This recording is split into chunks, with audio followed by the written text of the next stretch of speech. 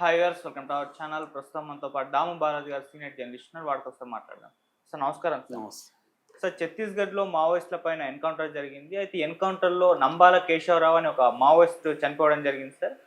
ఇతను 50 సంవత్సరాల నుంచి కూడా ఈ మావోయిస్ట్ గ్రూప్లోనే ఉన్నాడు. అయితే ఇంతకాలం అసలు ఎలా ఉండగలిగాడని చెప్పేసి ఒక ప్రశ్న. అండ్ ఇంకోటి ఏంటంటే సార్, ఇతను మావోయిస్ట్ కమిటీకి నాయకుడు. సో ఈ స్థాయి ఇంత పెద్ద నాయకుడు దొరకడం కూడా ఇదే ఫస్ట్ టైం అని చెప్తున్నారు. ఎలా పట్టుకోగలిగారు? మరి ఇతని గురించి ఏం చెప్తారు? ఆపరేషన్ కగార్లో భాగంగా నిన్న అక్కడ నారాయణపూర్ అంటారు, అంటే ఛత్తీస్గఢ్లో అబూజ్మడ్ అంటారు, దాన్ని మాడ్ అని కూడా పిలుస్తారు. అక్కడ ఒక పెద్ద ఎన్కౌంటర్ జరిగిందని, అందులో మొత్తం 27 మంది చనిపోయారని, అందులో నంబాల కేశవరావు ఆయన సెంట్రల్ కమిటీ, సిపిఐ మావోయిస్ట్, సింపుల్గా మావోయిస్ట్ పార్టీ అంటారు. మావోయిస్ట్ పార్టీకి సెంట్రల్ కమిటీ ఉంటుంది. నేను దాని మీద అంతా కూడా ఒకసారి వీడియో చేశాను, వాళ్ళ ఆర్గనైజేషన్ స్ట్రక్చర్ ఎలా ఉంటుందని. సో ఆ సెంట్రల్ కమిటీ సెక్రటరీగా ఉన్న నంబాల కేశవరావు ఆయన్ను చంపేశామని ప్రకటించారు. సాక్షాత్తు మోడీ ట్వీట్ చేశాడు, తర్వాత అమిత్ షా ట్వీట్ చేశాడు. ఈ స్థాయిలో ఒక జనరల్ సెక్రటరీగా ఉంటున్న వ్యక్తిని పట్టుకోవడం ఇదే ఫస్ట్ టైము, చంపడం ఇదే ఫస్ట్ టైము. సో నేను అభినందిస్తున్నాను అని చెప్పి ఇద్దరు కూడా అభినందించారు. సో ఇక్కడ ఇప్పుడు అందరికీ ఆశ్చర్యం ఏంటంటే, ఒక సెంట్రల్ కమిటీ సెక్రటరీ స్థాయిలో ఉండి 55 ఏళ్ల పాటు ఈ ఉద్యమంలో పనిచేసిన వ్యక్తి ఎలా దొరికాడు? అసలు ఈ 55 ఏళ్ళు ఈయన దొరకకుండా ఎలా తప్పించుకోగలిగాడు?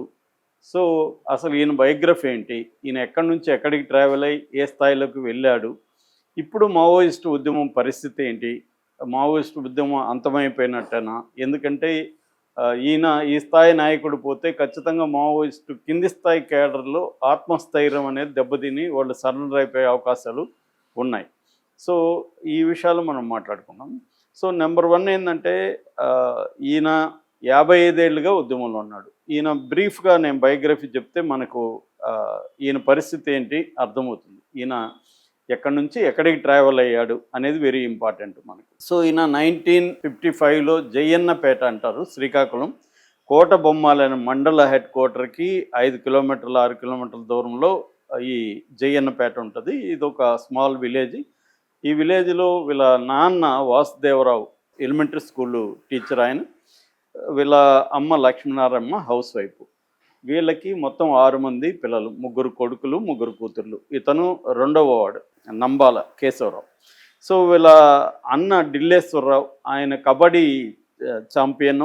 రెండోది పోర్ట్ బ్లేయర్ పోర్టుకి ఎక్స్ చైర్మన్ కూడా ఆయన. వీళ్ళందరూ కూడా ఇప్పుడు ఆ ఊర్లో ఎవరు లేరు, ఆ ఇల్లు ఖాళీగా ఉంది.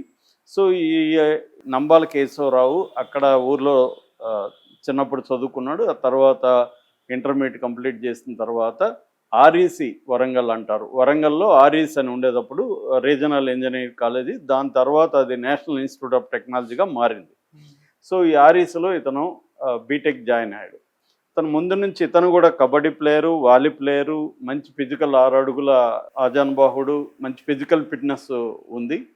సో అక్కడ ఏమైందంటే, వరంగల్ ఆర్ఈసి కాలేజీలో అప్పుడు కొండపల్లి సీతారామయ్య, ఇదంతా ఇప్పుడు 70sలో కొండపల్లి సీతారామయ్య అక్కడ వాళ్ళ కొడుకు చదువుతున్నాడు, చందు చదివేవాడు. అయితే కొండపల్లి ఏమో అక్కడ మెస్ పెట్టాడు, క్యాంటీన్ ఎక్కడ కాలేజీలో. అతని ఉద్దేశం ఏమంటే, ఇక్కడ పిల్లల్ని వీళ్ళకి విప్లవం బోధించి విప్లవంలోకి తీసుకురావాలి అనేది కొండపల్లి ఉద్దేశం. అందుకని ఈ పెట్టి మెస్కి వచ్చే పిల్లల్లో ఎవరు యాక్టివ్గా ఉన్నారు, ఎవరు ఉన్నారు చూసుకొని వాళ్ళతో స్నేహం చేయడం, వాళ్ళకి పుస్తకాలు ఇవ్వడం. అప్పటికే నక్సల్బరీ మూమెంట్ అనేది జరిగింది 1967లో. సో సిలిగురి అనే జిల్లాలో వెస్ట్ బెంగాల్లో జరిగింది. ఆ ప్రేరణతో కొండపల్లి పనిచేస్తున్నాడు. ఆ తర్వాత 74 ప్రాంతంలో ఆర్ఎస్ రాడికల్ స్టూడెంట్ యూనియన్ అనేది ఏర్పడింది. దాని తర్వాత 1980లో సిపిఐఎంఎల్ పీపుల్స్ వార్ అనేది ఏర్పడింది. అంతకుముందే ఇక్కడ రకరకాల పేర్లతో ఉద్యమాలు జరుగుతున్నాయి. అందులో సూరపనేని జనార్దన్, జన్ను చిన్నాలు, ఈ కొండపల్లి చందు, ఇలాంటి వాళ్ళతో ఈయన కూడా కలిశాడు. ఎవరు, నంబాల కేశవరావు కూడా కలిశాడు, ఉద్యమాల్లో పాల్గొన్నాడు. అలాగా ఆయన యాక్టివ్గా ఉన్నాడు. ముందు రాడికల్ స్టూడెంట్ యూనియన్లో ఉన్నాడు. తర్వాత 1980లో ఈ సిపిఐఎంఎల్ పీపుల్స్ వార్ అనేది ఏర్పడింది, communist party of India people's war. ఈ పీపుల్స్ వార్ ఏంటంటే, చైనా మోడల్లో ఇక్కడ ఇండియాలో విప్లవం తీసుకురావాలి అంటే, ముందుగా గ్రామాలని విముక్తి చేసి తర్వాత నగరాలను క్యాప్చర్ చేసి అంతిమంగా ఢిల్లీని క్యాప్చర్ చేయాలి అనేది దీన్ని దీర్ఘకాలిక పోరాటం అంటారు. దీన్ని నూతన ప్రజాస్వామిక విప్లవం అని కూడా వాళ్ళు పిలుస్తారు. ఇది ఒక రకమైన బూర్జువా విప్లవం అనేది వాళ్ళు చెప్పారు. దానికి ఒక వ్యూహము, స్ట్రాటజీ ఇవన్నీ చేశారు. ఈ క్రమంలో కొండపల్లి సీతారామయ్య ఏంటంటే ఒక గెరిల్లా వార్ జోన్, గెరిల్లా పోరాటానికి ఒక వార్ జోన్ ఏర్పాటు చేయాలని ఇక్కడ నుంచి నేపాల్ వరకు కూడా ఒక ప్లాన్ వేసుకున్నాడు ఆయన. దీన్ని రెడ్ కారిడార్ అని పిలిచారు. సో ఆయన ఏం చేశారంటే ఒక 7 దళాలు, 49 మందిని 7 దళాలుగా ఫామ్ చేసి ఆయన ఈ దండకారణ్య ఫారెస్ట్ అంటారు, అది 6-7 రాష్ట్రాల సరిహద్దుల్లో ఉంటుంది. ఈ దండకారణ్య ఫారెస్ట్ ఏరియా బంగ్లాదేశ్ కంటే కూడా పెద్దదన్నమాట. ఇక్కడికి ఈ దళాలని పంపించాడు ఆయన. అందులో నంబూరు కేశవరావు కూడా ఉన్నాడు. అలా ఈయనేమో ఈస్ట్ డివిజన్కి వెళ్ళాడు. అంటే ఈస్ట్ డివిజన్ అంటారు తూర్పుగోదావరి ఆ ప్రాంతాన్ని, ఈస్ట్ డివిజన్కి ఈయన వెళ్ళారు. సో ఇలాగే ఈయన ఉద్యమాల్లో ఉంటూ ఉన్నాడు. అయితే ఈయన ఫస్ట్ ఒకసారి మాత్రం అరెస్ట్ అయ్యాడు. అదేంటంటే ఏబీవీపీకి ఆర్ఎస్కి మధ్య గొడవలు జరిగి ఆ గొడవల్లో ఈయన అరెస్ట్ అయ్యాడు. అది మామూలుగా లీగల్గా ఉన్నదే కాబట్టి అప్పటికి మళ్ళీ బెయిల్ వచ్చింది, బయటకు వచ్చాడు. ఆ తర్వాత యూజీలోకి వెళ్ళిపోయాడు. సో ఈజీలోకి వెళ్ళిపోయి ఆయన అప్పటి నుంచి ఇప్పటి వరకు అంటే మొత్తం లైఫ్ ఆయన దాదాపు 55 years ఈ ఉద్యమ నక్సలైట్గా, మావోయిస్ట్గానే గడిపాడు. సో దాని తర్వాత ఒకసారి 87 ప్రాంతంలో మద్దిలపాలెం వైజాగ్లో వచ్చినప్పుడు పోలీసులకు ఇన్ఫర్మేషన్ వచ్చింది. అప్పటికి న్యూజీలో ఉన్నాడు. ఈయన పట్టుకోవడానికి కొంతమంది పోలీసులు వెళ్ళారు, పట్టుకున్నారు కూడా. కానీ ఈయన బలంగా ఉన్నాడు కాబట్టి దృఢంగా వాళ్ళని విదిలించేసి వాళ్ళని బెదిరించి బయటికి పారిపోయాడని కూడా చెప్తారు. సో అప్పటి నుంచి ఇప్పటి వరకు ఈయన దొరకలేదు. దొరకకుండా ఉండడానికి ప్రధాన కారణం ఏంటంటే టెక్ మెథడ్స్ అంటారు నక్సలైట్ల ఉద్యమంలో. టెక్ మెథడ్స్ అంటే వాళ్ళు కొన్ని స్ట్రిక్ట్గా కొన్ని రూల్స్ ఫాలో అవుతారు. శత్రువు అంటే పోలీస్ కావచ్చు, మిలిటరీ కావచ్చు. శత్రువు నుంచి తప్పించుకోవడానికి టెక్ మెథడ్స్ ఫాలో కావడం అనేది వెరీ ఇంపార్టెంట్. అది జాగ్రత్తగా ఈయన ఫాలో అవ్వడం అనేది నెంబర్ 1. నెంబర్ 2 ఏంటంటే ఎక్కువగా ఈయన మిలిటరీ యాంగిల్లో బాగా ఎక్స్పర్ట్. ఈయన అప్పట్లో early 90s, late 80s ప్రాంతంలో శ్రీలంకలో ఎల్టీటీ మూమెంట్ బలంగా ఉండేది. ఎల్టీటీకి మూమెంట్కి ఇక్కడ పీపుల్స్ వారికి సంబంధాలు ఏర్పడ్డాయి. ఈవెన్ కేజీ సత్యమూర్తి కూడా నేను జాఫ్నాలో మరణించానని ఒక పోయం రాస్తాడు. అంటే జాఫ్నాకి వెళ్ళారు కొంతమంది, ఇక్కడ నుంచి వెళ్ళారు. వీళ్ళు అక్కడికి వెళ్ళి ఆ జాఫ్నాలో ఉండే ప్రధానమైన నాయకులకంతా వీళ్ళు మార్క్సిజం బోధించారు. దానికి బదులుగా వాళ్ళు ఇక్కడికి వచ్చి మిలిటరీ ట్రైనింగ్ ఇచ్చారు. ఎందుకంటే అది కన్వెన్షనల్ ఆర్మీ, మిలిటరీలో ఎక్స్పర్టైజ్ ఉంది వాళ్ళకి. సో వాళ్ళు వచ్చి ఇక్కడ పీపుల్స్ వాళ్ళకి ట్రైనింగ్ ఇచ్చారు. అలాగే ఈయన కూడా ట్రైన్ అయ్యాడు వాళ్ళ దగ్గర. సో ఈయనకి ముందు నుంచి కూడా ఫిజికల్ వ్యవహారాల నాలెడ్జ్ ఎక్కువ కాబట్టి ఈయన దాంట్లోనే ట్రైనింగ్ బాగా అవ్వడం, గెరిల్లా వార్ఫేర్ని అర్థం చేసుకోవడం, ఈ వెపన్స్ మీద ఐఈడి అంటారు కదా, ఇంప్రొవైజ్డ్ ఎక్స్ప్లోజివ్ డివైసెస్, మందుపాత్రలు కావచ్చు, క్లేమోర్ మైన్స్ కావచ్చు, వీటి మీద పట్టు సంపాదించడం అనేది ఈయన చేశాడు. ఆల్రెడీ ఈయనది ఇంజనీరింగ్ బ్రెయిన్, అది కూడా మనం అర్థం చేసుకోవాలి. సో ఈయనకి టెక్నాలజీ పట్ల ఫ్యాసినేషన్, ఫిజికల్ వార్ఫేర్ పట్ల ఫ్యాసినేషన్, ఆర్గనైజేషన్ పట్ల ఫ్యాసినేషన్, వీటి వల్ల ఆయన త్వరగా ఎదగగలిగాడు అనమాట. ఫస్ట్ రీజనల్ సెక్రటరీగా ఉండి తర్వాత Dandakaranya central military commission, CMC అంటారు. సెంట్రల్ మిలిటరీ కమిషన్ అంటే ఈ నక్సలైట్ ఉద్యమం ఎన్ని రాష్ట్రాల్లో ఉంటే అన్ని రాష్ట్రాల్లో కూడా ఈ మిలిటరీకి సంబంధించిన ట్రైనింగ్ కానీ, ఆయుధాల కొనుగోలు కానీ, ఆయుధాల తయారీ కానీ, ఎవరినైనా అటాక్ చేయాలంటే ప్లాన్ కానీ, ఇవన్నీ కూడా ఈ మిలిటరీ కమిషనే చూసుకుంటుంది అన్నమాట. అతిపెద్ద బడ్జెట్ కూడా మిలిటరీ కమిషన్కి ఉంటుంది. ఎందుకంటే ఈ మావోయిస్టులో ఎక్కువ ఖర్చు పెట్టేది దేనికంటే నెంబర్ 1 ఆయుధాల కొనుగోలు, నెంబర్ 2 ఆరోగ్యం. ఈ రెండింటి మీద ఎక్కువ ఖర్చు పెడతారు వాళ్ళు. ఎందుకంటే అనారోగ్యం కూడా వాళ్ళని వెంటాడుతుంది. పైగా ఎక్కడంటే అక్కడ ట్రీట్మెంట్ తీసుకోలేరు కాబట్టి 2003లో అలిపిరిలో మనకు తెలుసు చంద్రబాబు మీద అటాక్ జరిగింది. దీన్ని క్లేమోర్ మైన్ అటాక్ అంటారు. అది కెమెరా ఫ్లాష్ ద్వారా పేల్చాలి. కెమెరా ఫ్లాష్ ఒకసారి పనిచేసింది, పేలింది, రెండోసారి పనిచేయలే. అందుకని చంద్రబాబు రెండోసారిగానే పేలుంటే ఆయన చనిపోయేవాడు. అది ఫెయిల్ అయిపోయింది. సో దాన్ని కూడా ఆర్గనైజ్ చేసింది ఈయన. అట్లాగే 2008 ఫిబ్రవరిలో ఒడిస్సా దగ్గర బలిమెల అటాక్ అంటారు. బోట్లో ఈ గ్రేహౌండ్స్ వాళ్ళు వెళ్తుంటే ఆ బోట్ని మీద కాల్పులు జరిపి చంపేశారు. 37 మంది గ్రేహౌండ్స్. అప్పట్లో అది పెద్ద అటాక్ అనమాట. దానికి ఈయన కారణం. 2010లో చింతల్మాడ్ యాంబుష్ అంటారు. ఇది దంతెవాడ ఛత్తీస్గఢ్లో జరిగింది. ఇక్కడ సిఆర్పిఎఫ్ జవాన్లు 76 మంది చనిపోయినారు. అతిపెద్ద మిలిటరీ యాక్షన్, దీన్ని కూడా ఈయన డిజైన్ చేశాడు. అట్లాగే 2013లో జీరంఘాటి అటాక్ అంటారు. ఇందులో కాంగ్రెస్ వాళ్ళు వాళ్ళ పార్టీ వాళ్ళు మహేంద్ర కర్మ, నందకుమార్ పటేల్ ఇలాంటి వాళ్ళు చనిపోయినారు. 27 మంది చనిపోయారు. 2018లో అరకులో కిడారి సర్వేశ్వరరావు టీడీపీ ఎమ్మెల్యే, అతను కిడ్నాప్ చేసి చంపేశారు. సివేరి సోమ అనే అతను కూడా ఇదయ్యాడు. తర్వాత 2019లో గడ్చిరోలి అటాక్, 15 మంది C60 కమాండోస్ అంటారు వాళ్ళని చంపేశారు. తర్వాత 2019లోనే దొంతవాడలో ఎమ్మెల్యే బీజేపీ భీమా మండలి అనే +4 మిలిటరీ కమాండర్స్ వీళ్ళని కూడా చంపేశారు. ఇలాగా అతిపెద్ద మిలిటరీ యాక్షన్స్ కూడా ఈయన ఆధ్వర్యంలోనే జరిగింది. అయితే ఇందాక చెప్పినట్టుగా ఆయన స్ట్రిక్ట్గా ఉండడం, తర్వాత 3 లేయర్ సెక్యూరిటీ, దాదాపు అడవిలో ఉంటే ఆయన చుట్టూ ఒక 50 నుంచి 100 మంది మావోయిస్టులు కాపలా ఉంటారు. 3 లేయర్ సెక్యూరిటీ ఉంటుంది ఆయనకి. అలాగా ఉన్నాడు.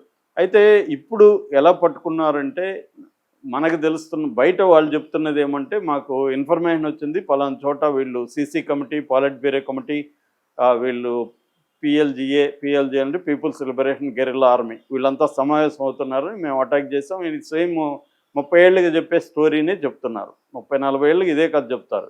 అక్కడ మావోయిస్టులు ఉన్నారని మాకు ఇన్ఫర్మేషన్ వచ్చింది, మేము అటాక్ చేసాము, లొంగిపోమన్నాము, వాళ్ళు కాల్పులు జరిపారు, మేము కాల్పులు ఆత్మరక్షణ కోసం కాల్పులు జరిపితే వాళ్ళు చనిపోయారు, మాకైతే ఏమి గీక్కోలేదు అనేది చెప్తుంటారు.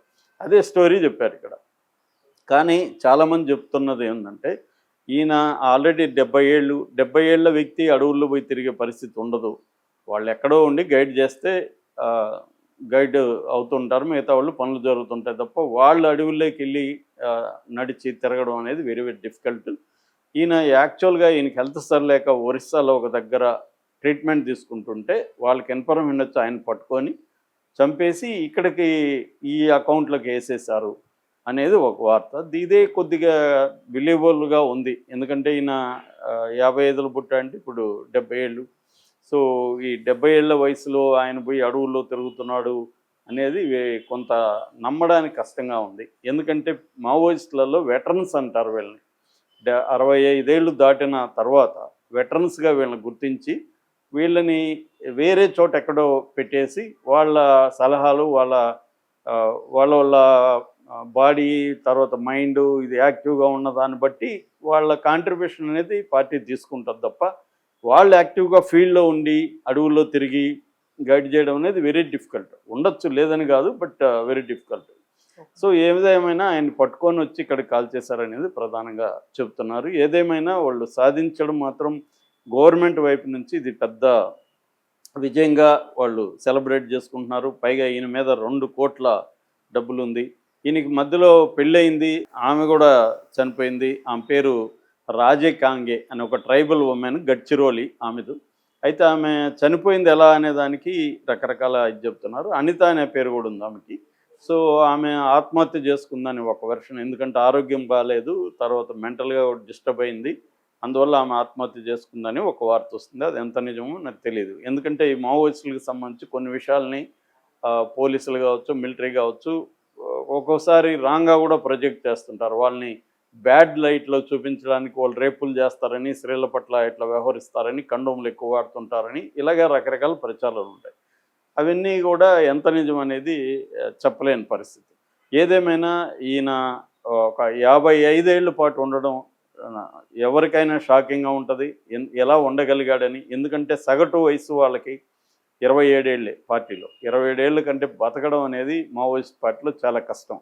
ఎందుకంటే వేలాది మంది, ఇప్పుడు మనకు పారామిలిటరీ ఫోర్సులే 25 లక్షలు ఉంటారు ఇండియాలో. ఆ స్థాయి మిలిటరీ ఉంటుంది, టెక్నాలజీ ఉంటుంది. దీన్నంతా ఎదుర్కొని నిలబడి బతకడం అనేది వెరీ డిఫికల్ట్ ఇన్నేళ్ల పాటు. ఈయన రెండవది ఏంటంటే నమ్మకాలు పోతాయి, మనం చేసేది కరెక్టా, అసలు విప్లవం వస్తుందా, ఇటువంటి నమ్మకాలు పోయి చాలామంది బయటకు వచ్చేస్తారు. మూడవది అనారోగ్యాలు విపరీతంగా ఉంటాయి వీళ్ళకి. ఈ అనారోగ్యాల వల్ల కూడా బయటకు వచ్చేస్తారు. సో అనారోగ్యం, అపనమ్మకాలు, తర్వాత ఉండలేని అక్కడ ఒక్కొక్కసారి ఇతరులతో క్లాషెస్ కూడా వస్తాయి, పార్టీలో విభేదాలు కూడా వస్తాయి, నాయకత్వంతో గొడవలు కూడా వస్తాయి. సో ఆ గొడవలలో కూడా బయటకు వచ్చేస్తారు. ఇలా రకరకాల కారణాలతో బయటికి రాకుండా అయినా ఉండడం అనేది మాత్రం చాలా స్ట్రాంగ్గా అయిన మెంటలీ అండ్ ఫిజికలీ చాలా స్ట్రాంగ్గా ఉన్నాడు. తను నమ్మిన దానికోసం లక్ష్యం కోసం ఆయన పోరాడాడు. వాళ్ళ పాలిటిక్స్తో మనం విభేదిస్తామా ఏకీభవిస్తామా అనేది వేరే విషయం. కానీ ఇప్పుడు ఏంటంటే ఆయన మీద రకరకాల ఎక్కువ మంది ఆయన చనిపోవడానికి బాధపడుతూ పోస్టులు తెలుగు వాళ్ళు పెడుతున్నారు.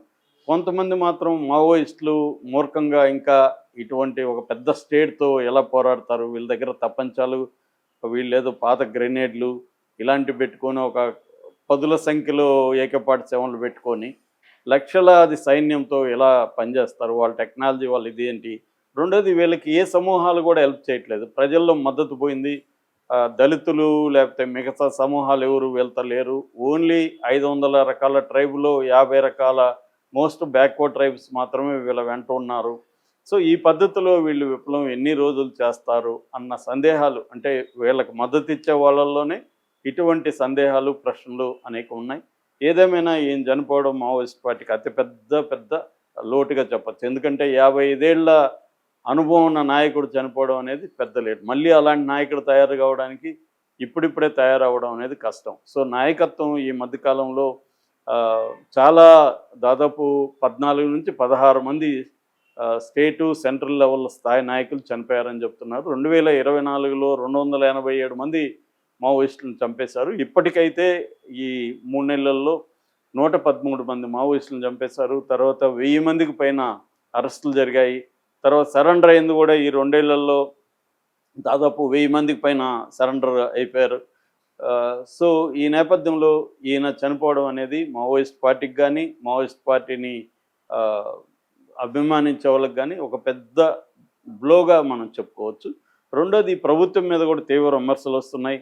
ఒక పక్క వాళ్ళు మేము ఆయుధాలు పక్కన పడేస్తున్నాము, చర్చలకి రెడీ, మేము కాల్పుల విరమణ మేము ప్రకటిస్తున్నాము అని చెప్పినప్పుడు చర్చలకు ఎందుకు పిలవకూడదు వాళ్ళని? వాళ్ళేమీ నేరస్తులేం కాదు, మామూలుగా దొంగలో ఇంకోటో స్కాములు చేసేవాడు, ప్రజాధనం వృధా చేసో ఇంకోటో చేసేవాళ్ళు కాదు. వాళ్ళు నమ్మిన తప్పో ఒప్పో వాళ్ళు నమ్మిన సిద్ధాంతం కోసం వాళ్ళు పనిచేస్తున్నారు. సో దానివల్ల మీకు ప్రాబ్లం ఉన్నప్పుడు వాళ్ళని చర్చలకు పిలవచ్చు, మాట్లాడచ్చు. మధ్యవర్తులు చాలామంది ఉన్నారు, లీగల్ హెల్ప్ తీసుకోవచ్చు. ఇవేవి చేయకుండా వాళ్ళని ఇట్లా దొరికినా కూడా గాయపడిన వాళ్ళని కూడా చంపేయడం, దొరికితే వాళ్ళని గాయపడితే హాస్పిటల్కి తీసుకుపోకుండా